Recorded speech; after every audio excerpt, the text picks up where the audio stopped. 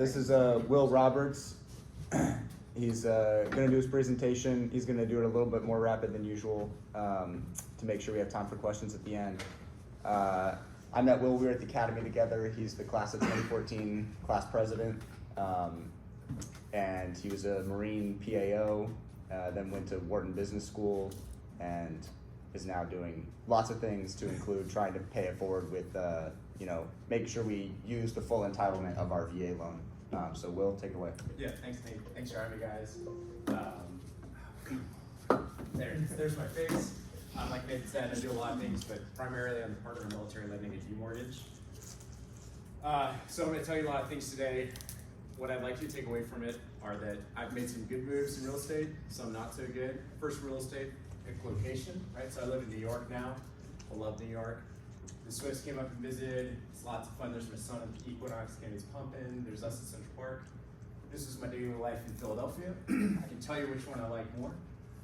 So that's rule number one, always pick on location. Originally from Louisiana, went to the Naval Academy Marine, did a tech startup called Paintrue. Wharton was an investment banker for a year and a half at Allen Company. And then when I was trying to buy my own house, I kind of realized that there was this rift in the market of what I wanted out of the experience and what I was finding. And then met 13 other veterans, and we founded Veterans Alliance. So we are a team of 13 vets, everyone from, us is like the head shed, all the way down to our processors are all vets, which is pretty unique in this world. And we realized that there was a lot of misinformation about the VA loan and a lot of misinformation in the people actually enacting the VA loan, and we want to change that. So what this should say is what's a broker and what's a retail lender. I'm a broker, so I don't actually lend money, I align people's loans with investors. And what that gives is pricing authority. So people are instantly competing for the loans of others and a voiceover capabilities. Because I'm not lending money, I can have this conversation with you, I can have a bias towards you as a borrower, because I represent you, I don't represent the money, and I want you to win. Retail lenders are like JP Morgan Chase, Quicken, Rocket Loan, Veterans United. They're lending internal money. They can't be biased, they have to be unbiased by definition. And their rates are slower because they're lending off like a certain pool of money, where we're like pricing on what the mortgage equivalent would be to like S&P 500. So the truth about VA loans. These are the top questions I always get about VA loans. The first one I want you to remember is that the VA is not actually the one lending you money. Traditionally in a conventional home loan, you put down between 5 and 30%. In this case, you're not putting down any money, and the VA is guaranteeing to the lender 25%. So in the case of default, the VA gives the lender 25%, and the home, which is the same deal that they would do on a conventional single-family property. You can use your VA loan more than once, and you can have more than one active at a time. I talk about it here, there's no size limit. This is the only time a size limit comes into play, or a county loan limit. County loan limit in Boston is like it's 1149650, I think is the number. Let's just call it 1.1. So you could have one house that's $4 million, or you could have 10 houses, as long as you met the residency requirements, which we'll talk about, 10 $110,000 houses. So that's the only time that county loan limit comes into place. Some new stuff that changed 2020 and 2021. You can buy a condo, you can buy a fixer-upper, you can buy basically any property, from a single 400 square foot condo to a 4-flex multifam that's $4 million, like I said. It's an extremely dynamic loan, and you can do lots of really interesting things about it. I hope you learn from this what you can exactly do with it. You can use a down payment or earnest money. It is a 100% loan to value loan, meaning that like if the asset is worth $1 million, the lender wants to loan $1 million on it. But if you need to put a down payment or earnest money to show that you had skin in the game, which is like my least favorite thing that sellers will say, like, oh, your borrower doesn't have skin in the game. I'm like, well, when they were in Iraq and you were sitting in Palm Beach, you didn't have skin in the game. Now they want to buy a house, they don't have skin in the game. But you can basically do whatever you need down payment wise, up to 100% in order to get the property, and then be refunded at the date of closing for that down payment, which is cool. Many items can be waived. The VA had a terrible stigma of no chipping paint, an external inspection, and secondary appraisal, all this stuff. That's all gone. The only thing that is required for the VA loan is what is federally mandated for any mortgage, which is an appraisal. And even if it didn't appraise, we'll talk about some contingencies there. And there's no size limit. So anywhere between $1 to the largest we've done is like $4.5 million, but technically there's no size limit. If you can qualify for the property, you can use the VA loan for it. And the biggest one that I want you to remember is this is the only home loan, the only one between FHA, USDA, single family, whatever, that is earned, and it's earned through military service. So don't ever let someone who stinks at their job tell you not to use it. Because people that don't do VA loans all the time will sway you away, and it's usually because they make money doing other things. VA loan eligibility. So if you're in this room, you're probably eligible. Hey, my name is Brandon. Hey, Brandon. I just have a question. What's the distinction between that $1 to $4 something million for the Boston area, and then there's no size limit to VA loan? I'm sorry, what was? Yeah, that's a great question. So if you are a first-time user, rather, not even a first-time user, if you have no outstanding VA loan, there is no size limit. Okay, got it. If you had, let's say you had one, show an example, if you had one $600,000 property, you could presumably buy another $500,000 property. That's where the VA county loan limit comes into. If you have multiple homes. Correct. Got it, okay. Yeah, you can't house hack and have like 40 homes. see. You know. That's where they like kind of limit you, because at the end of the day, the VA home loan is a great tool and we can make a lot of money on it. I personally have, but at the end of the day, it is to secure a veteran a home. Yeah. And that's the intent. So if you're in this room, you're probably eligible. You need 90 days on guard duty, 30 days consecutive. So if you're on active duty, you qualify. You need, the first thing that I do if you call me is I pull your certificate of eligibility. So this is why I did Big Dog Chester Puller's loan in Washington, D.C. So Big Dog already had a pre-existing loan out, so this is what it popped up when I saw it. And the reason I do this is because the VA is great. I'm like, now that I'm working very close with them, the VA really cares about veterans, number one, but they're also like pretty good if they find an error.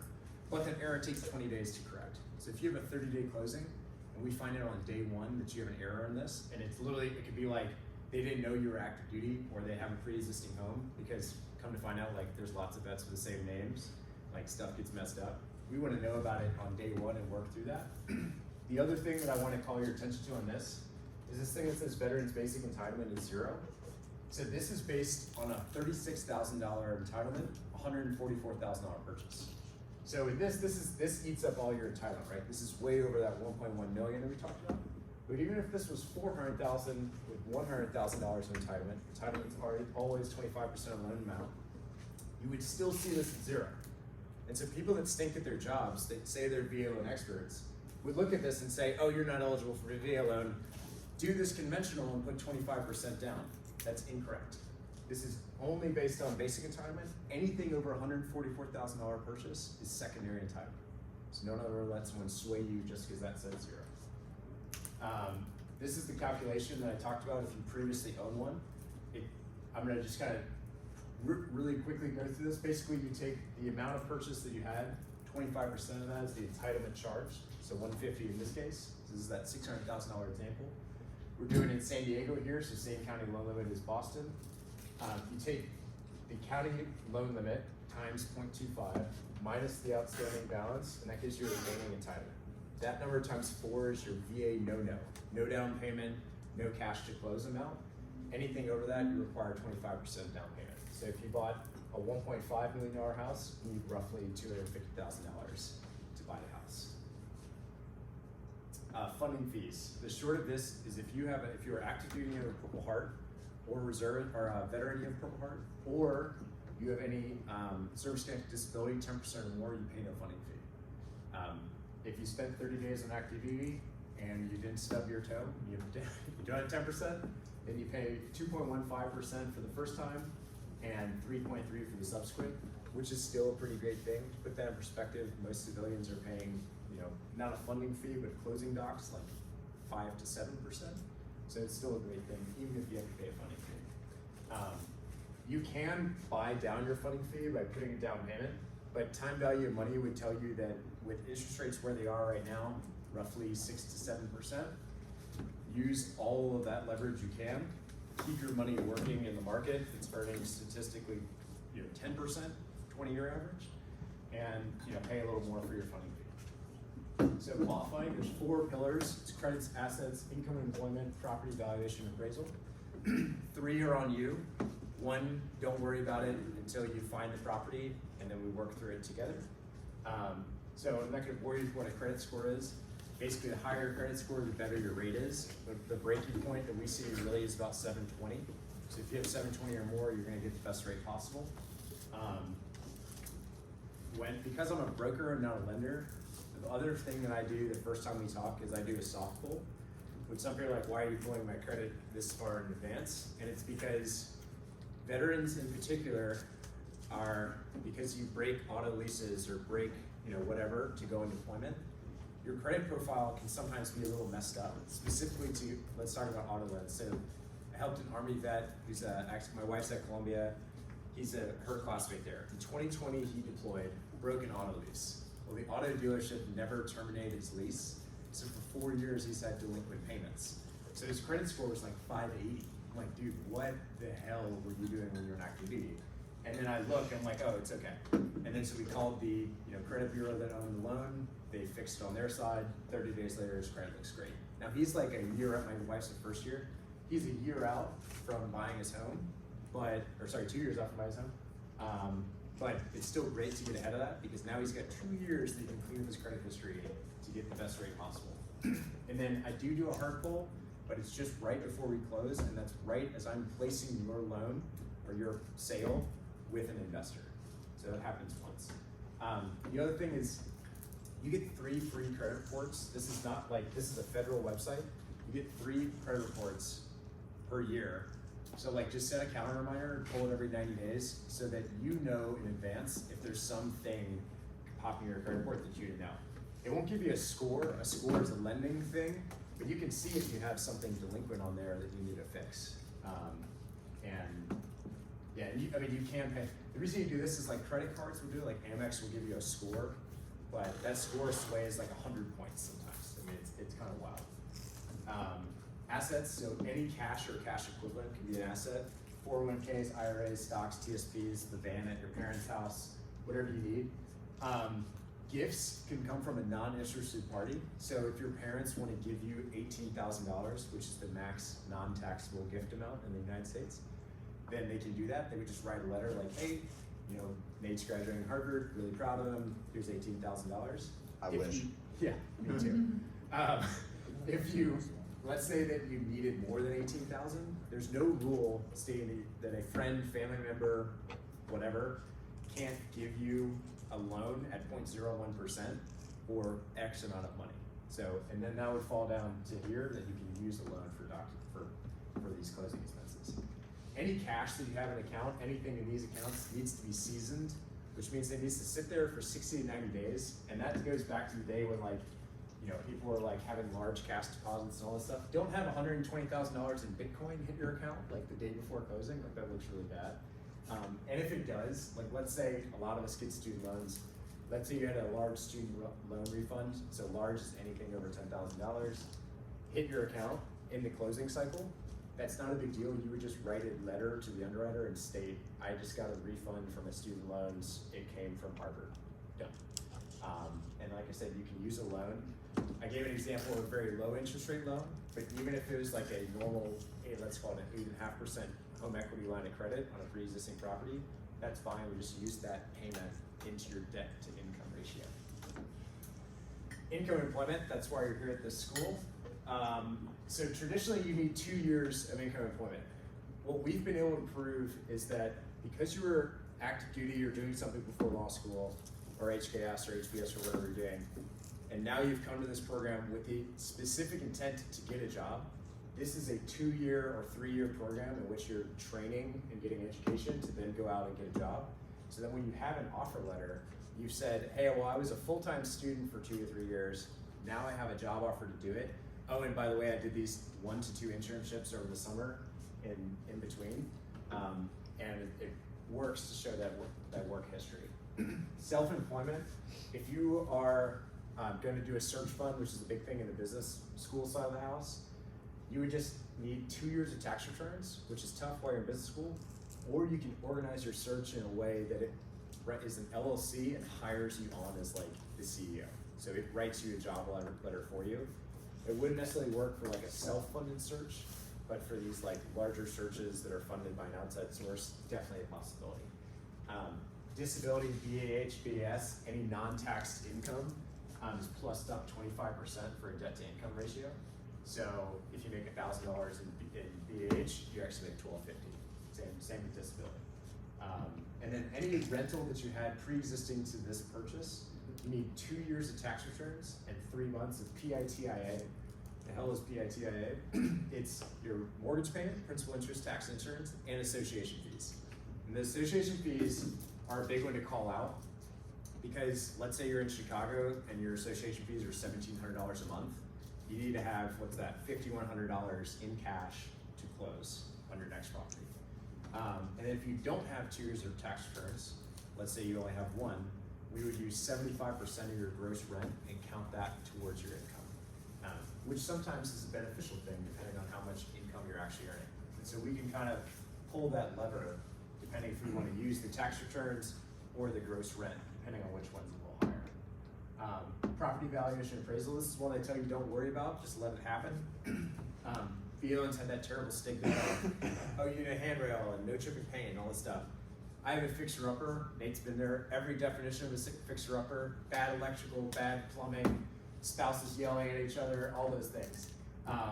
It's not the case anymore. If you can prove to the VA appraiser basically that it meets, or rather the VA appraiser finds that it meets the standards of the VA, you can close on the house. Some states require a termite inspection, which are these dark ones here. I live right here in Connecticut. It's a termite inspection state. I didn't have to do a termite inspection. Why? Because I had a regular home inspection that noted no termite damage, and then I was able to show that the home had like 30 years of a termite protection plan on it. So they're like, okay, cool, that counts. New builds don't need a termite inspection, and then states that aren't required are those light gray ones. As I said, many things can be waived, and appraisal cannot. You have to do an appraisal. If it fails to appraise, like they heard me on the phone earlier today, if it fails to appraise, there's a couple courses of action. The worst of all is that you bring cash to close if you still want to buy the property.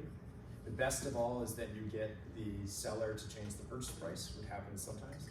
And then kind of the middle point is that you ask the VA to do what's called a reconsideration of value, and the VA weighs in and looks at what you're saying are the comparable properties and sometimes sides with the veteran. Underwriting. So the underwriting process is when I find a loan for you and move to someone that is unbiased, right? Like I want you to have a property, this guy or gal is not, they're putting their name on the line saying that you're a qualified buyer. And I'm presenting that case to them. I'm doing a verbal voiceover saying like, this is Nate, he went to the Naval Academy, he's now at Harvard, he's a pretty dumb guy. Now he's gonna go make $175,000 as a lawyer. He's got, 2 kids, whatever, his wife's employed. $275,000 as a lawyer. And that guy's, and then this is where it also comes in, and he's also probably gonna have a bonus of $75,000. So that bonus doesn't count for 2 years, but I get to like walk through that and say like, this is what his profile looks like, and it's more than likely going to happen. And they're like, okay, so that like de-risk the profile for you. The one thing that I can't talk through, like I can talk through a lot of things with these guys, but the one thing that is a hard stop is what we call residual income. And it's a calculator. I have the calculator, I'll give it to you in an Excel sheet. Basically what you need to remember is they divide the country into the South, Midwest, Northeast, and West, from least expensive to most expensive. And they didn't follow Civil War history, so they included Delaware in the South. But basically, if you butt up against this, which is like $1,500 roughly for like a 2,400 square foot home with a family of 4, that's like a hard stop. You can't buy that house. It very rarely happens in our income bracket. It's mostly the people on active duty that run into that. And then one other thing is that residual income counts all your expenses. So I noted childcare in here. Childcare sometimes counts towards DTI. It always counts towards residual income. So if you are sending your child to private school and they have a tuition bill due on the first of every month, that counts towards DTI. If you took out a loan to send them to private school, same deal, DTI. If they're stay at home and you don't have any external childcare costs because your spouse presumably takes care of them, still counts towards residual, not towards DTI. So DTI calculation, so I say things like front end, back end. Front end is just your principal and interest. That's what you use to develop your budget. I'll show you what that looks like. Use that to develop your budget, figure out what you're comfortable paying. Back end is your life and your mortgage. So recurring loans, bills, monthly charges. It's specific to the property and it's specific to you at the time of close. So it's basically impossible to find out until you've picked a house. And I'll show you what that looks like too.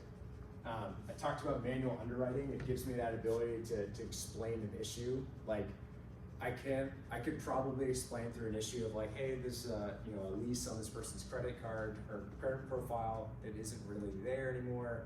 They deployed, whatever, like stuff like that is good.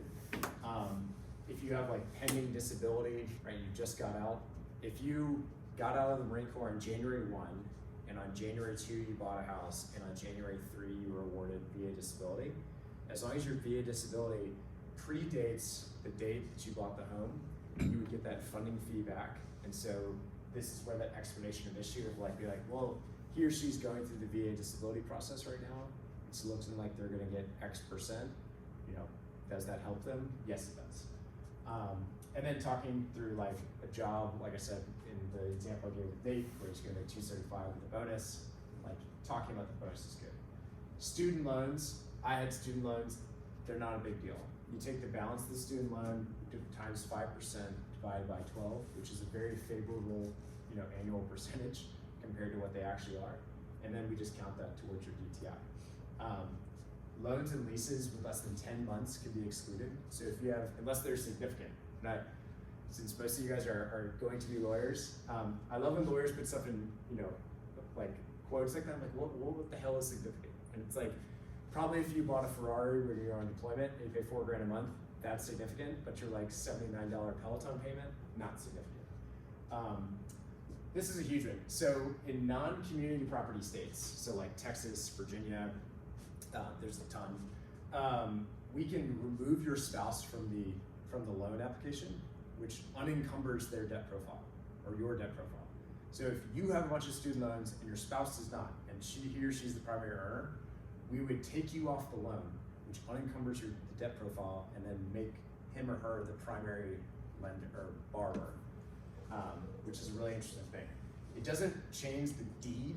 The way that the deed is conveyed is different than the loan. The loan is tied to an individual, the deed is tied to the property and the marriage law of that state. I talked about childcare can be counting towards DTI, it's always counting towards residual. What do you think the max distance, this applies to like remote and hybrid work. What do you think the max distance you have to drive in a car per month before I have to be like, hey, you're probably full of shit and you're not actually living in that place and working in there. What do you think the max distance is? 3,000 miles? Ooh, that's very close. 4,500 miles. If you were driving 54,000 miles a year, right? You're living in Houston and working in, I don't know, LA. I'd be like, hey, you're probably full of shit. You're like, no, I'm not, because I'm only there once a quarter or once a week or whatever, and I take a 1 hour flight. It's like, okay, just a very quick explanation. Sorry, quick question.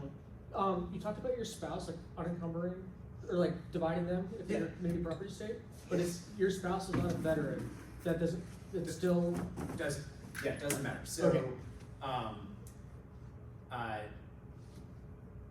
Or it doesn't matter. So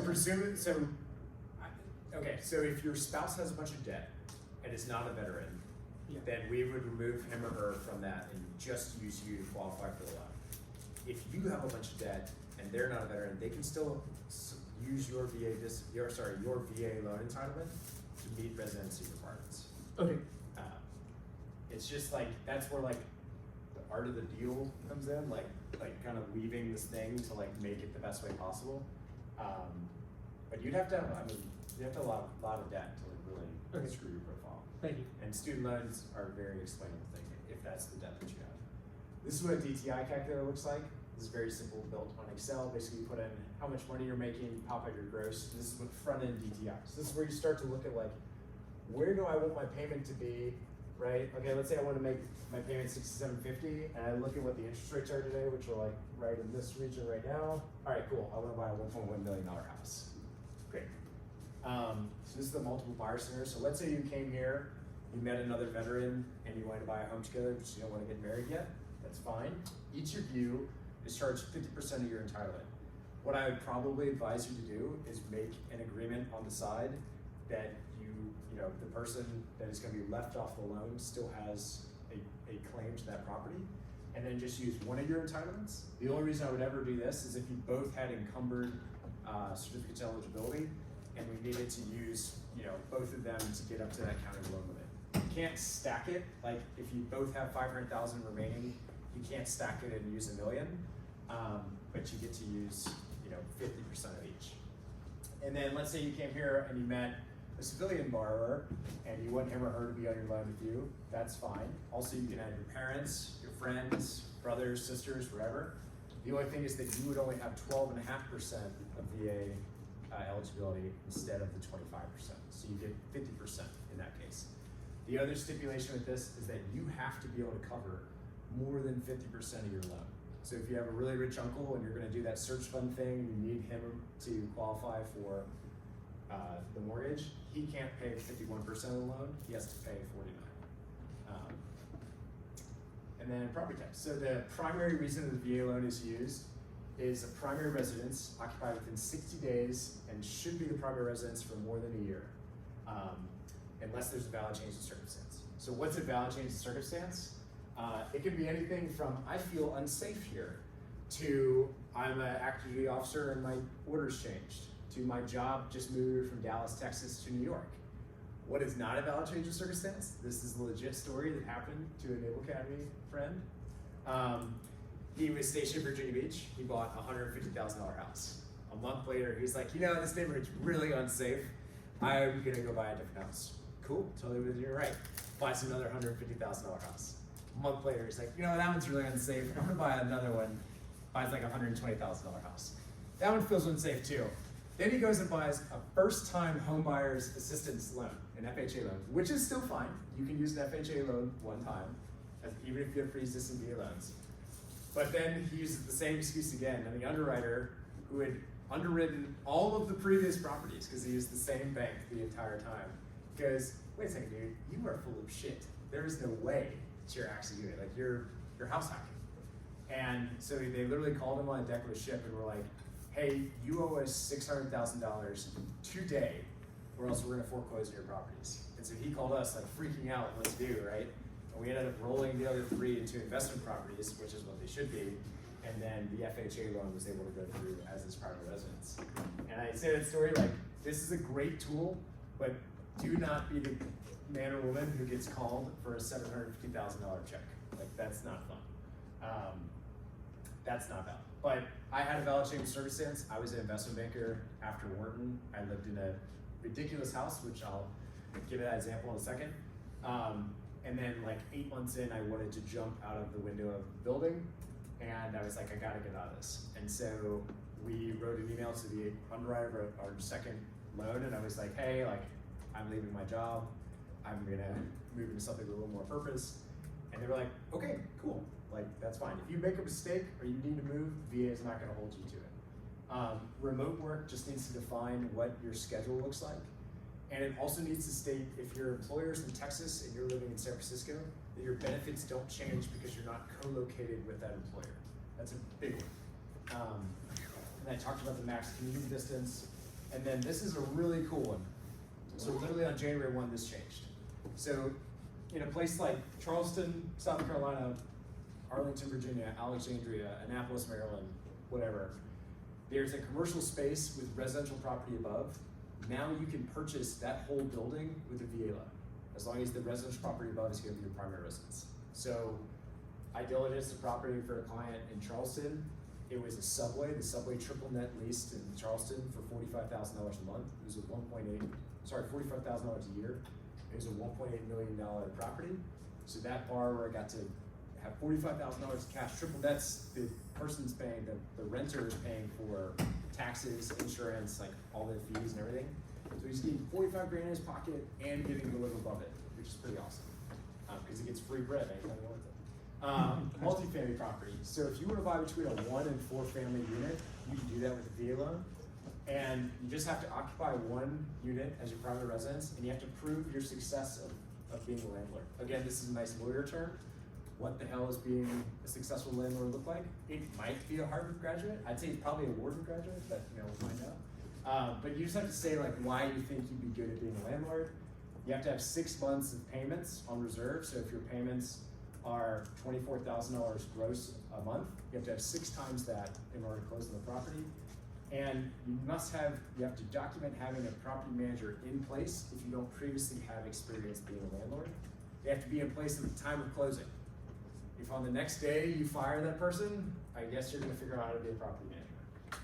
And then you get to count 75% of the gross income towards your effective income, which is the same deal previous where you don't have the 2 years of rental history. So where does this work? Places like Arlington, Virginia would be a good example. New build, I'm sure there's places in Boston like this too, where you find one, you're like, oh, I really like this townhouse. Oh, there's 3 others that are for sale too. They have to transact at the same time. You can't like do one and then go like, you have to, all deeds have to transfer at the same time. Presumably they also have to be at the same property. So you look and you're like, cool, my parents could be 8, I can rent it for 8, sweet, I'm at 55%. Then you come here and you're like, all right, we'll set my back end DTI to be 70%. Like, okay, there, I'm good. Oh, I can't buy the 4th. I've blown up my DTI. Actually, you haven't, because you get to explain that even though your DTI is really high here, in reality, your DTI is like 35%. Because even though we're only counting 75%, this 24 to 32 number, 18 to 24 number, you're still actually back here. Actually, I guess you'd be right here. So it's a pretty awesome thing. And you have $4 million of real estate that you bought with 0 down payment. Like an incredible opportunity. I know why I went to business school is to give my kids something that I didn't have. That is something that I didn't have. Like $4 million of income earning property would be an incredible thing. I'm not gonna lie to you, this is extremely difficult to find. I've literally found like 2 that would work, but they're out there. And if someone can find it, it's gonna be someone of our cohort. This is just that same DTI calculator flipped into multifamily mode. So this is a 1-to-1, basically your rent is equal to your mortgage payment. And you basically just get to 3.3x your purchase power with that process. So this is my first example. This is what I told you not to do, right? So I was coming out of Wharton, I had an investment banking offer, and they buttered me up during the internship, which I've talked till I'm blue in the face with me about. And so I bought this $2.7 million house in Greenwich, Connecticut, 45 minutes away from New York City. It was incredible. Steam shower, awesome house, right? 6 months later, I'm like, oh my God, I don't want to do this anymore. But at the time that I purchased the house, I bought it for 2.7. When I made this slide deck, it's at 3.2. My principal, interest, tax, and insurance association fees is $15,000. I rent the house for $17,000 a month on a 3-year lease. So I'm making a 6.4% cap rate. To put that in perspective, normal is like 5.5%. And if I sell it when Peyton graduates from Columbia, I'll have 50% ROI on my sunk costs. That's every year. And $450,000 in cash to my pocket for living in a nice house. And like, yes, I moved out, and like that's why this number is so high. Even if I lived there, this number would still be like 150 grand for just living in a nice place. Again, this is not every market. There are many markets this exists, and it's, you just have to do your diligence and find out which one that is. Places that it does exist, like Dallas, Texas is one that's like booming right now. Austin, not so much. It's taking kind of a rewind on the market, but like you can find some pretty awesome opportunities. So now we'll run through a quick case study. I'll show you kind of what I go through when I'm diligencing a property. And one of the things that I do look for are 10 out of 10 school districts and Whole Foods, and I'll explain why in a second.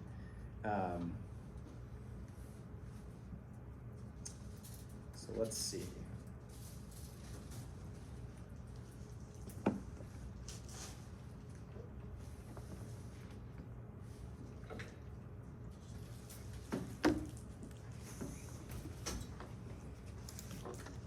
We got just over 15 before people are gonna have to head to class.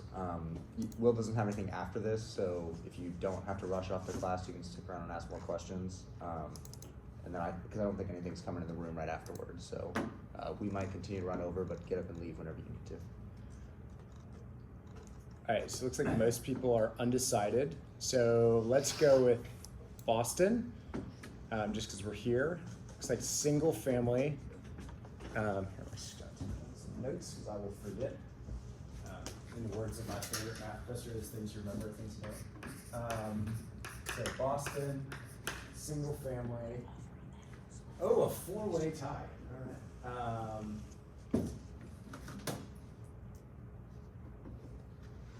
We've got another in there. Okay. So single family, gross income looks like most of us are between your two greens. I think that's between. I'm sorry. So sorry. That's all right. That is okay. That's the 200 to 225 number. So we'll go 212 and a half. And looks like most of us have no disability. Not married, and looks like our budget is equally split between looks like 250,000 to all the way up to 1.5.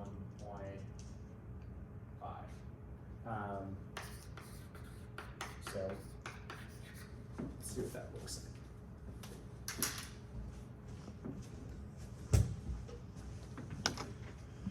All right, so the first thing you do is you come in here and you say, what am I making? All right, I'm making 212,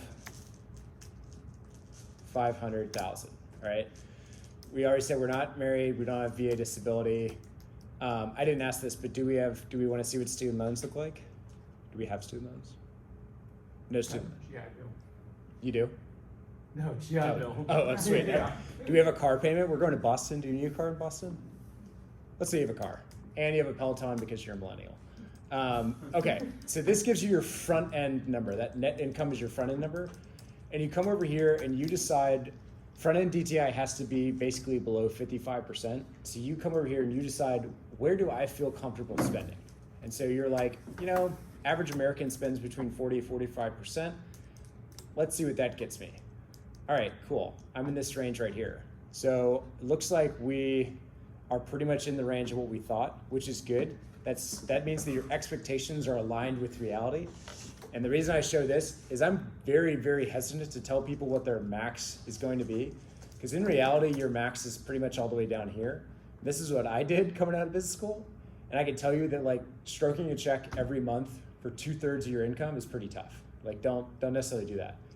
And what you want to do is like let the numbers drive you here. Don't let your emotions push you higher and higher, because you will have budget creep.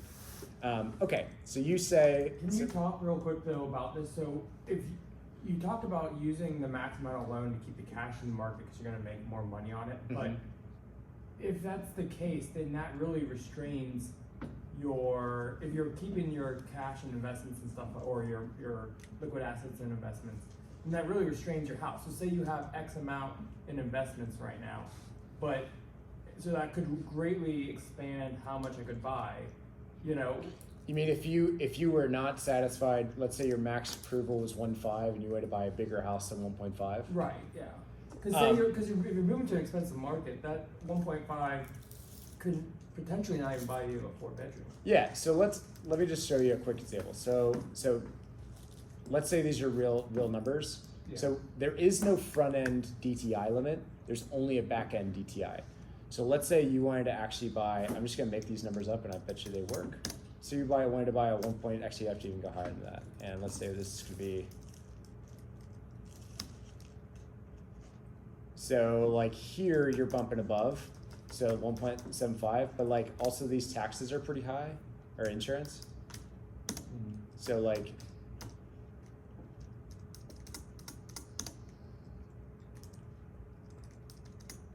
so in this example, it's a $1.65 million house. That's a pretty big number. But if you did want to buy a bigger house than that, if you had some reason to do that, now realize 70% back-end DTI means that like you're spending a lot of money on housing. But like this is an interesting thing. Like I did include this car payment, but let's say like you actually have no debt. That gives you probably another $100,000 in purchase value. Yeah. So there's ways to play with it there. And you can always use cash. Like, this is your loan value, not your purchase price. So Right, yeah. if I guess I was just trying to see like what is, and it's gonna be independent situation. It's gonna be dependent on individual situation, but what's the best cash versus loan? And I guess the idea of using the max amount of loan and the least amount of cash is a general rule, but not.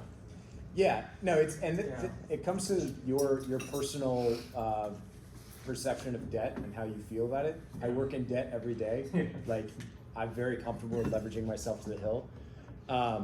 But you might be on the David Ramsey mindset, and that's not wrong. Like, it's just different view, right? So like, you might say, I've got $500,000 in cash. I want to put $500,000 down on a $1.5 million house, and I want to drop my payment from $10,000 to, I want to drop my payment $25,000 a year, $30,000 a year. To you, that might be worth it. To me, I'm going to say, well, that money's earning $50,000 a year in the market. 20-year average S&P is 10%. So I'm going to say, it's not worth it to me. My time value of money is better being used in the market. I'm going to go back to doing the 1.5 mortgage. I see, but anyways, how much cash you have doesn't necessarily change your DTI, because that's just based on your loan. Okay, I Correct. understand. Yeah, the only thing that cash is used for is if you have cash reserves, we can get you higher and higher under like that. That's a mitigating factor of why your DTI can go so high. So candidly, the reason I was able to buy such a big house is because I had a lot of cash reserves. Okay. My wife and I lived extremely frugally when we were in the Marine Corps, Yeah. and we saved up a lot of money. I see. So we were able to we had like 24 months of payment on hand. So they were like, oh, well, even if you lose your job, you're gonna be fine.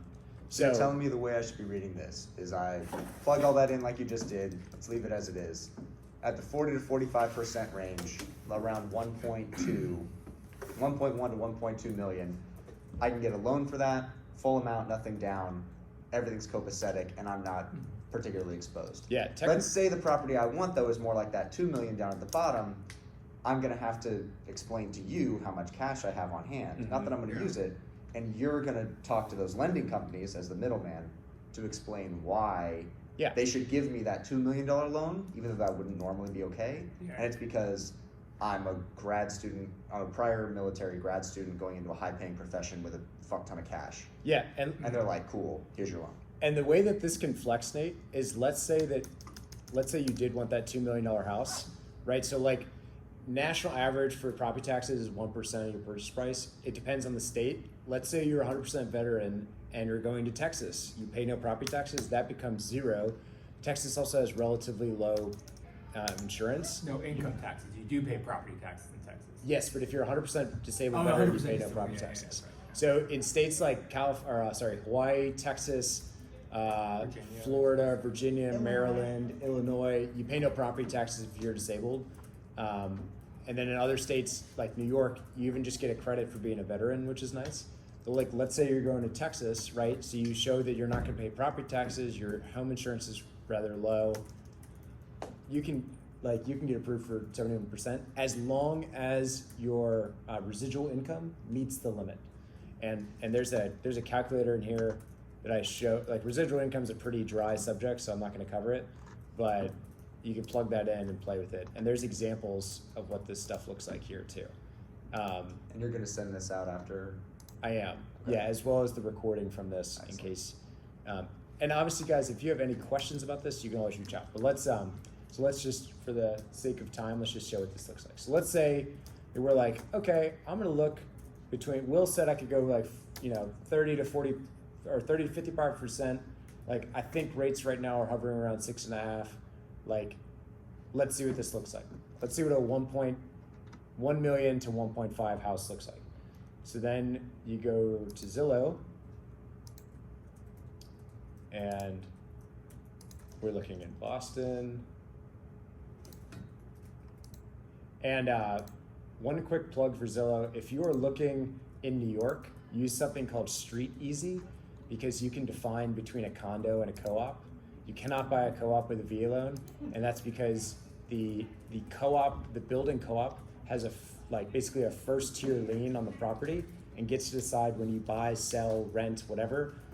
VA won't allow it, and candidly, even if you just had cash, I would tell you not to do it because you can get into like a pretty hot mess with the VA loan, with the co-op, even outside the VA loan. Okay, so we look and we're like, all right, what can I buy for 1.5? Where in Boston do we want to look? Cambridge. I don't think we're gonna find any. Good luck. That doesn't exist. The limit does not exist. Okay, well here's one, a 3-bedroom, 1 bath. It's a new build. This is right outside Cambridge. Let's change the property type. Let's look at townhomes, multifams, and condos. Let's see. Nate, this is that park we walked through, right? Yep. This is really nice over here. This looks good. Let's do this. So you come in and you look at this and you're like, all right, 1.439. Having an area expert as your buyer's agent is key. Like I can advise you till I'm blue in the face about the VA loan, but like having someone that really knows what a property is worth, that's where like having a good buyer's agent comes in. So like find the best person you can because you don't pay for them. So let's say that this transacts at ask price. So you come here and you just want to read this, make sure there's nothing weird, right? But then you want to come down and you open here, show more, and you come down to this HOA region. And you're like, okay, cool, there's an HOA. All right, transaction broker's fee. This might be something that you pay, so that you want to definitely look into that. Buyer's agency fee, that's something that the seller pays. Sometimes in here, if this is a new purchase, it would say something like a community fee or a construction fee. You just want to get ahead of that, because if it's 1% and you find out that you need to bring $15,000 to the table at close, you want to know about that before you start negotiating. First rule of negotiation, find out everything you can about the other side and specifically on what you're fighting on, and then start negotiating from there. So $140 a month, and then the other thing you want to come down here is look at your taxes. So Boston area taxes is assessed taxes. It's not done on the sale of the property. Places like California are, where the hell is the taxes? Tax history unavailable. Okay, we'll just stick with the 1%. Usually that gives some type of tax history. It might be because this is a new build. But some places do it on the sale of the property. So California, it's based on the 1.4 purchase price. Here, it is done on the assessment of the value. So they might assess this at $800,000 and tax it at 1%. So anyway, so you come in here and you go, all right, 1.439 and like 6.25. Let's say that it is equal to that 1%. And homeowners insurance on a new property. This is where you're starting to get quotes for this stuff. So let's say that the quote comes back at $5,000 a year, and the HOA we said was $140 a month. 60% back end DTI, you're getting approved for that 8 days a week. You're good, and your total payment at that point would be $10,616. Other things that I like Zillow for. So I told you that my metric is 10 out of 10 school zones. So like this does, great school rating might be inherently biased, but you can go in here and see where the school is. So you're like, all right, sweet. I've got a kid in pre-K, like this one's down the street from it. Presumably this is gonna be a good spot for me and my family. The other reason I like 10 out of 10 preschools, and specifically Whole Foods, is like I look at what is my exit strategy from the property. So my exit strategy is usually buy and hold and rent. And I believe that people that value school districts have a higher willingness to pay than those that are sending their kids to private school, right? If you're in a neighborhood that has a poor or a bad school district and you're sending your kid to private school and you stop making $212,000 a year, you're probably going to be like, where can I cut expenses from my life? I can't sell my house because we're in a downtrodden market. Well, shit, I guess I gotta like figure it out. Whereas the person that has a good house in a good school district, I believe that house is going to maintain value longer in a downturning market. I'm very bearish when it comes to market outlook.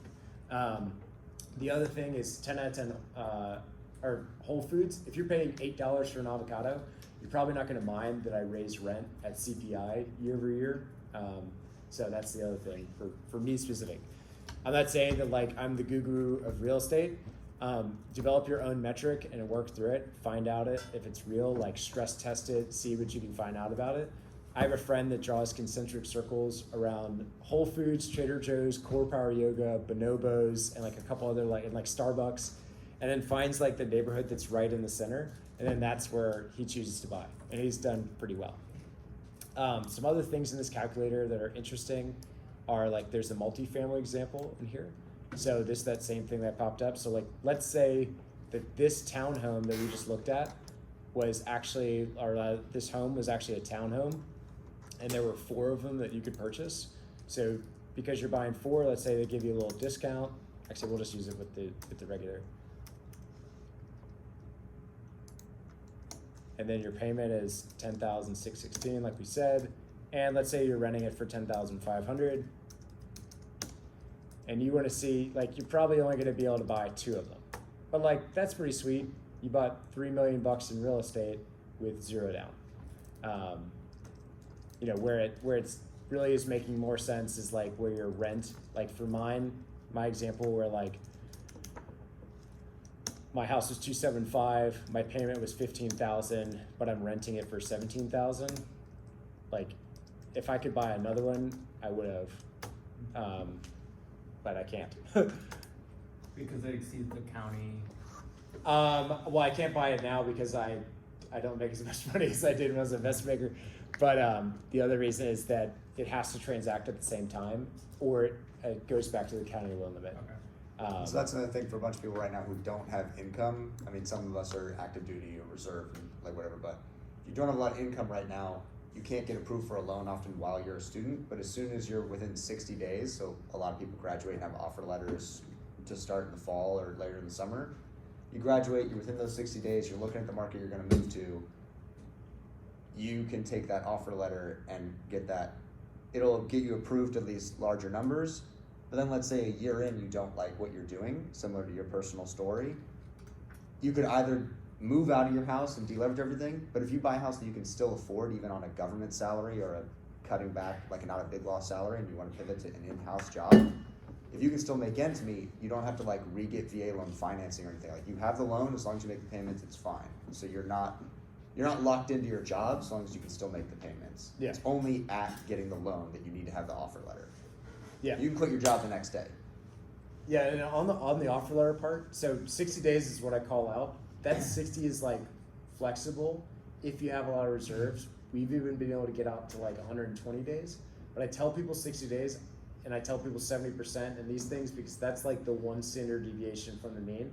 You know, when you start to get into like the person that had 120 days, well, he had $1 million investment account. And he was not buying that. The house he was buying was less than the cash that he had on hand.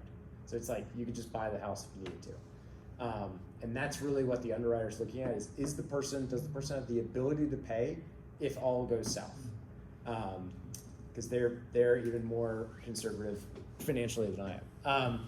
So yeah, Which is not very financially conservative if you were getting 70%. Yeah, well, I mean, maybe I am. Maybe I'm more fiscally conservative than I was.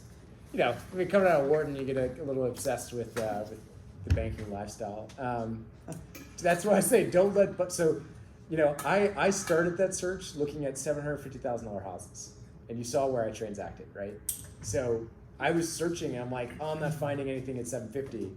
And then we're like, what's it look like at 1.2? Oh, 1.2 houses are going for like super fast. I don't want to transact in that market. What's 1.7 look like? 2 million, 2.2, 2.7. And then we're at 2.7 and we're saying like, you know, wolf ranges and, you know, steam showers and big garages and all this stuff. And we're like, well, I don't ever want to go back to looking at $1.2 million house now. So just like set a number and don't let yourself get the creep. Like it will happen. I guarantee that like you'll look at some house, right? You'll look at this, which you may think is like a beautiful house. And, you know, even if you're gonna graduate this year, like this house could transact faster than you could buy it. And you're gonna be like, damn it, that house missed out. And you're gonna be like, well, I don't like any of these other 5, but like on Will's calculator, it showed that I could go up to like 2.25. All right, maybe Cambridge is not. They're like, all right, like where do I have to go to where I get more inventory? And so you're like, oh, this one at 235. Okay, I'd be at 70%, but like I like this one more than I like the other ones available, and so then you end up buying a $2.3 million house. And like that stuff happens a lot. So let yourself kind of remove emotion from the situation and let the numbers kind of drive it. And then the other thing that's calculated is that down payment required if you have an outstanding loan, which is, I kind of talked through a little bit there, but basically you're taking how much you used, and then how much you want to buy, and then seeing how much you need to bring down. How does that work if you say you and your spouse are both veterans with full VA loan entitlement? Yeah, if you both have full VA entitlement, it doesn't. You have a car? Does not matter. What? You have a car? I'll just give you just. I'll just contact me. Okay. Yeah, I was just saying you can also just take a. We'll get it sent out to the list. Okay, yeah, you're gonna send the slides, right? Yeah, we'll Yeah. get it sent out. Alright, cool, thanks, appreciate it. Yeah, nice to meet you. So if you and your spouse are both vets and don't have entitlement, I would say that I would probably advise you. You might not have. I'm trying to think.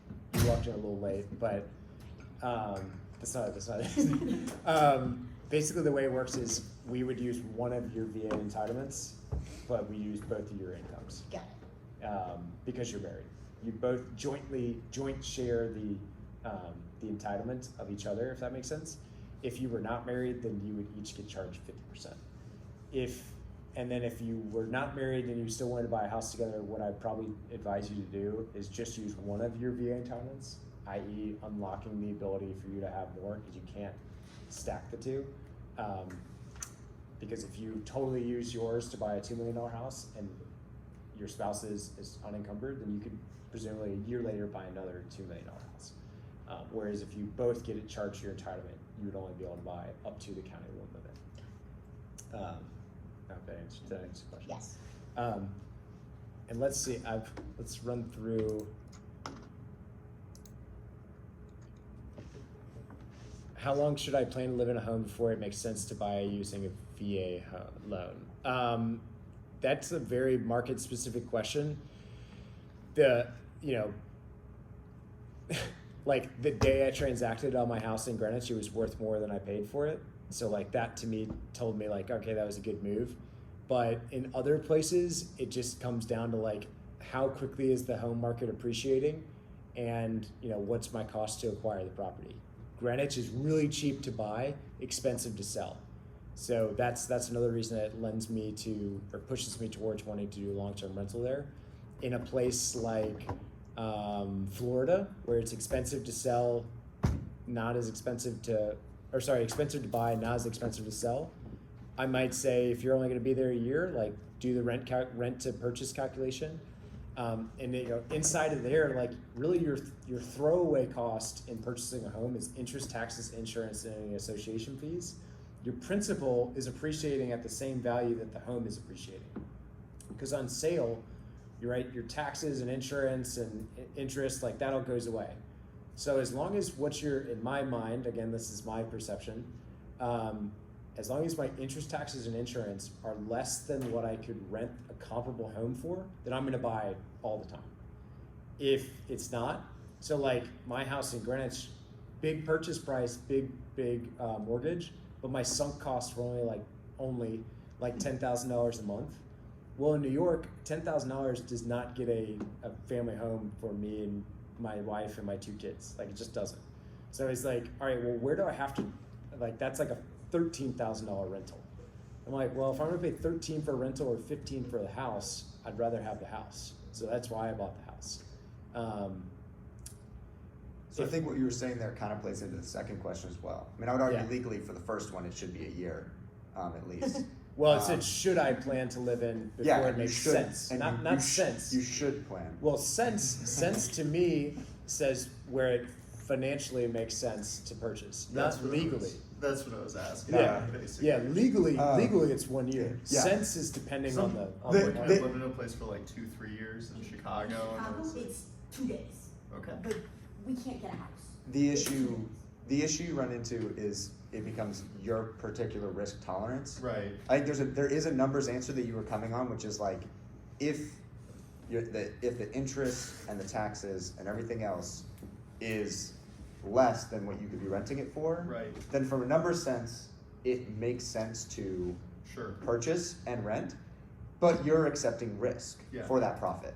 And so is the profit you're accepting the risk? Which goes to the second question, if you're active duty and you're deploying and you don't want to get a call while you're on a carrier that something is wrong with one of your properties, or let's say the whole market crashes like 2008 and you've got 6 properties at 6 different duty stations and you're in the, you're in Paycom, like, and your spouse doesn't like to work on the housing, industry that you've created, like that's risk you might not be willing to accept. Yeah. But if you do want to accept some of that risk, like it becomes a very personalized answer that like you should definitely have a longer discussion with experienced people in your life as well as like Will to really find out what's right for your risk tolerance on that issue, because there's a pure numbers game where like do not do this and it could be viable to do this, and then there's a really big range of like buying at every duty station or only ones you'd be willing to move back to forever if the market turns bad. And Yeah, and like on the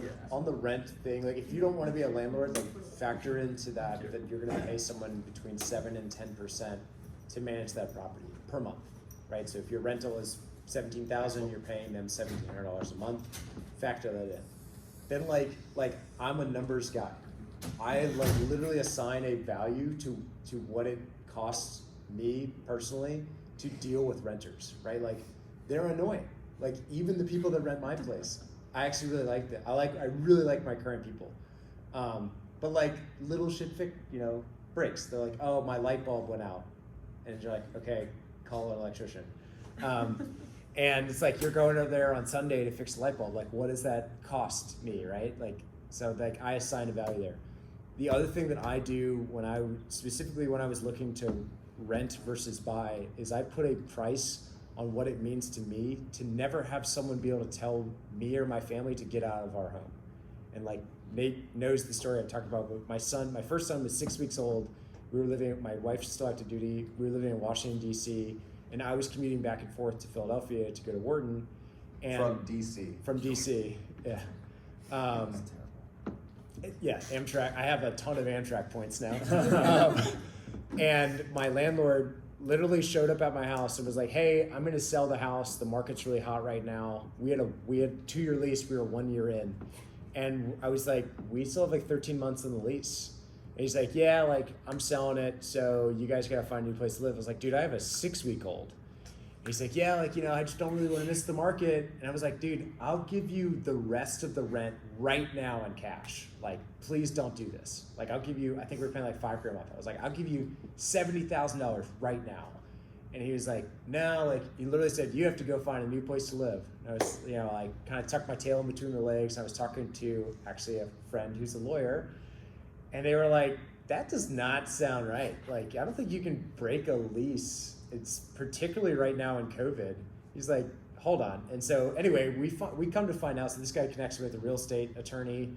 So the real estate attorney's like, "Oh, well, like he might have a certain protected class on his property. Like, let me look it up." Looks it up on DC's website. The dude was claiming it as his primary residence, cheating DC taxes for like 30 years, right? So this goes back to like, there are rules you want to break, but know the cost of it, right? So this dude's cheating his taxes for like 30 years, saying it's his primary residence, never registered as a rental. All this stuff starts to come to light.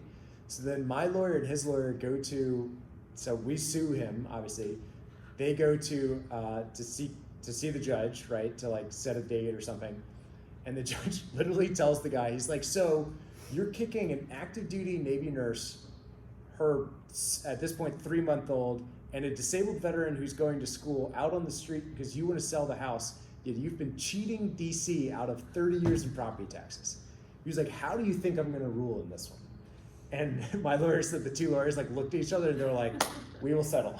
and then so it went from me paying this guy, an extra $70,000 to him paying us $80,000 to then also stay until the end of, we stayed like another 6 months. But I was like, serves you right for being a dick. So, but that experience to me was, Technical term. I need that. that was, yeah, he's a fantastic dude. That experience to me, literally I have in my, like when I was doing my rent versus buy calculator, I assigned $4,000 a month of what it was worth to me to never have the anxiety of like, where is my 6-week-old going to go?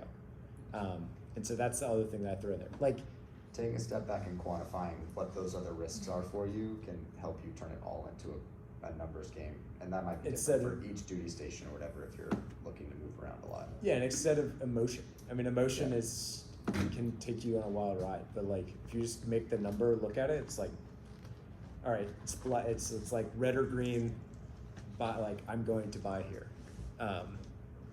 So So, if you don't mind, a very specific question. I Basically, we're gonna move somewhere for a year where there is multiple military bases. The rental market is terrible. We have not been able to find anything we like. where? Fairbanks, Alaska. Oh, cool. Yeah. Are you in the Air Force? She Air is. Force, but not for Um, the Air Force. Yeah. You're just Clerkship, yeah, clerking. Yeah. So anyways, we are only gonna be there a year, and my thought process was always we would rent, but we're really not finding anything we like for rental. Yeah. If we were to think about using our VA benefit, and then to move a year later into a more expensive market, are we like kind of harming ourselves and like then what we could use our benefit for at that later time? Would you keep the home in Alaska if you moved? I So- always figured moving for 1 year and buying a house just never seemed like it would make sense. It depends on what it costs to transact in that market. Yeah. I would be lying if I told you I knew the closing cost. Like this is one where like just like us going through it on kind of like a one-to-one basis and seeing what the actual cost to close is. You're like, it's like Texas state title fees are $1,500. Why do I know that? I just closed a loan in Texas, but like I don't remember that number off the top of my head. So like Alaska might be, there's going to be some amount of fee that you just can't get away from. And like that's going to be what you have to pay to purchase a home. The rest is the risk of, do I think the market is going to continue to appreciate or stagnate or drop or whatever over the next year? That comes into like kind of just doing some diligence in the market. Like I can help you there, but like I'm never going to be as smart as someone who actually like lives in Alaska and can tell you like a buyer's agent or like a really good agent. And then the third part of that is if you buy a home and sell it, you unencumber your VA entitlement. You can then go buy as big a house as you want next time. So you're definitely not harming yourself for the ability to use your VA after the clerkship. Yeah. You're Definitely. not harming yourself. You can absolutely use the VA again. You would just potentially have to sell that home. And that's a risk that you've incurred of like the cost associated with sale or whatever. Another option you have for sure, besides using a VA loan for this and another VA for this, which you talked about at the beginning about like, Yeah. that can get weird, is you could refinance your Alaska home through a separate lender that's not the That's a VA. good point. Especially if you think interest rates are about to go down, even if you don't know anything about the Alaska market, you think federal interest rates are gonna go down, then you buy it, a year later, you refinance the whole thing on a better interest rate, and you unencumber your VA loan again, and then you VA loan the next place. Yeah. So if you're optimistic about just interest rates, not even like property value in Fairbanks for the next year, but interest rates for the next year, then I would say that you should do the VA loan, buy, and then a year later be in a position to sell or refinance or rent it, whatever you choose. Do you have any VA disability? No. So the only other part of that is on your next purchase, instead of paying 2.15% funding fee, you'll pay 3.3, which is not a huge deal, But it'll go up. but it's something. Yeah, it's definitely just something to just think about in your math there. Especially percentages if your next market is a lot more expensive. Yeah.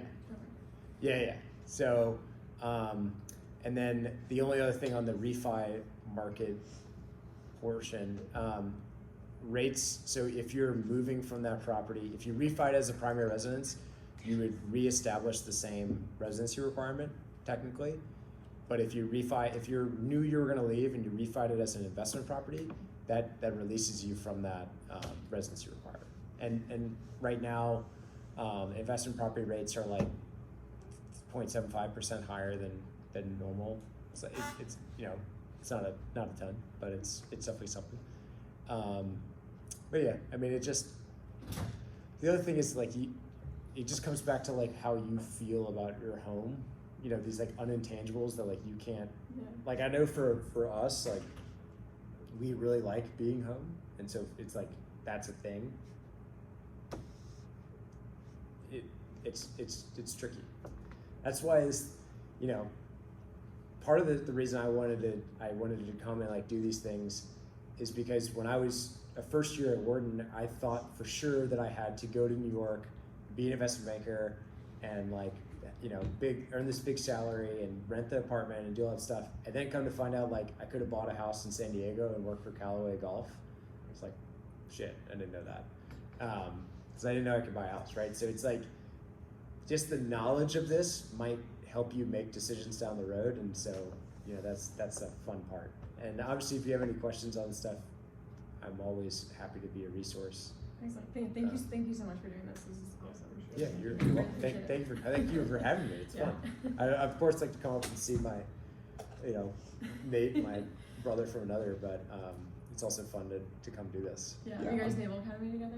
Yeah. Yeah. I'm probably gonna try to set this up like at least once a year, if not once a semester, so that other people have different chances to come over. And if you have specific questions, whatever, ahead of time, like you can send them ahead or whatever, and do the whole thing and get a more precise answer. I mean, a lot of this is iterative of like you understanding more about what you're willing to, what risk you're willing to target, or what markets you're targeting, and then talking to somebody informed with better questions. Yeah, no, this is super helpful, especially like your like dispelling myths, you know, list kind of Yeah. thing. Yeah. That I is can't so tell you how many, useful, like I mean, literally yesterday, because like, I don't do DSCR loans, right? Like, I don't want to do these investment property loans. I don't care.